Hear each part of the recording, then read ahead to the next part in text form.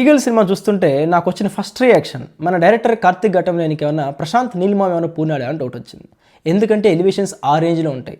ఏ రేంజ్లో అంటే ఇంకెంత ఇస్తారా బాబు ఎలివేషన్స్ అనే రేంజ్లో ఉంటాయన్నమాట. ఫస్ట్ ఆ క్యారెక్టర్ ఏంటి, ఆ క్యారెక్టర్ ఏం చేశాడు, క్యారెక్టర్ ఎందుకంత ఎలివేషన్స్ ఇస్తున్నారు, ఏం సాధించాడు అనేది మనకు తెలియదు. ఇవన్నీ ఒక నీలిమామ ఫార్ములా లాంటిది అనమాట. బట్ స్టిల్ ఎలివేషన్స్ ఎక్కువగా వస్తుంటాయి.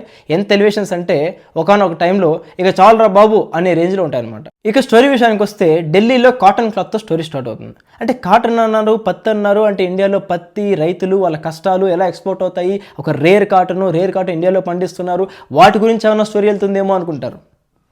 దాని గురించి స్టోరీ ఉండదు. అక్కడ స్టోరీ షిఫ్ట్ అవుతుంది అనమాట. ఎక్కడ షిఫ్ట్ అవుతుందంటే ఒక కొండ, ఆ కొండలో ఖనిజం అంటారు.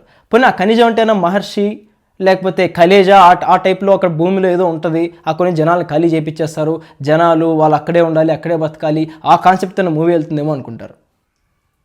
అక్కడ